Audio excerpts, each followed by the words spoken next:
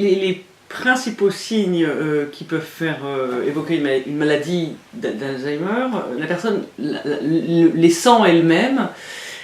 J'ai l'habitude de dire qu'au tout début de la maladie d'Alzheimer, la personne ne reconnaît pas son propre fonctionnement intellectuel. Il y a quelque chose qui change dans son fonctionnement intellectuel, elle ne fait plus confiance à son fonctionnement intellectuel. Ça peut être soit un trouble de la mémoire, c'est le plus fréquent. Ça commence par un trouble de la mémoire, parce qu'elle a été impressionnée, la personne a été impressionnée par un oubli inhabituel. Par exemple, tous les ans, la personne offre un bouquet de fleurs à sa femme pour son anniversaire, tous les ans. Et cette année-là, elle ne l'a pas fait, et quand on lui rappelle qu'elle ne l'a pas fait, ça l'a catastrophée, parce que c'est « oulala, j'ai oublié quelque chose que je n'ai jamais oublié ». Ça peut être, c'est ce qu'on appelle un oubli malin, par opposition à l'oubli bénin. Ça c'est un signe qui, si la personne le sent, il ne faut pas hésiter à aller consulter. La maladie d'Alzheimer commence le plus souvent par des troubles de la mémoire et une modification du comportement dans le sens d'une apathie, d'un désintérêt de ce qu'on faisait, d'un désintérêt pour les activités pour lesquelles on avait beaucoup d'intérêt jusqu'à présent. Un retrait un retrait social parce qu'on perd confiance en ses fonctions intellectuelles. Même si le conjoint, même si l'entourage ne se rend pas compte qu'il y a quelque chose, la première personne concernée par les troubles de la maladie d'Alzheimer, c'est le sujet lui-même. Donc, dans 80% des cas, les personnes atteintes de maladie d'Alzheimer se rendent compte des troubles, s'en plaignent à l'entourage, s'en plaignent à leur médecin, et le médecin est amené à faire des tests en cabinet et peut orienter, en fonction des premiers tests, le patient vers la consultation mémoire. Je pense qu'il ne faut vraiment pas hésiter à consulter quand on a une question, parce que plus on fait un diagnostic précoce, plus on sait que le patient vivra mieux, lui et même son entourage d'ailleurs.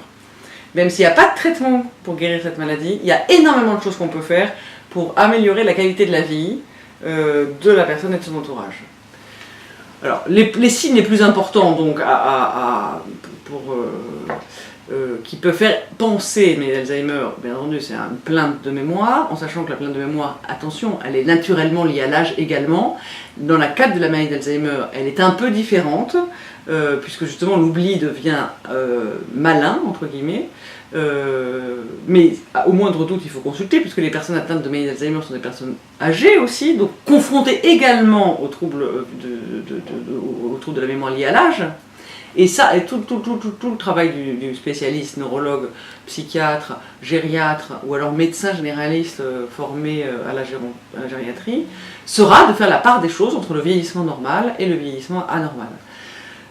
Donc le plus souvent, on rentre dans la maladie d'Alzheimer par un trouble de la mémoire, mais dans certains cas, on peut rentrer dans la maladie d'Alzheimer par un trouble du langage, par un trouble de l'orientation, par un trouble de l'orientation spatiale, par un trouble de la reconnaissance des choses, et de toute façon, dans un deuxième temps, la mémoire va être touchée. C'est une maladie qui va toujours toucher la mémoire, et dans un deuxième temps qui va se diffuser et toucher l'ensemble des fonctions intellectuelles. Un trouble de la mémoire, il peut être bénin ou malin. Un trouble bénin, c'est un trouble qui arrive assez régulièrement.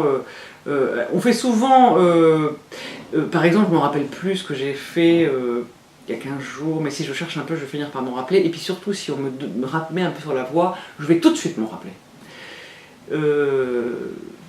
Mais oublier de faire quelque chose de très routinier, qui se répète tout le temps, ça c'est un trouble malin.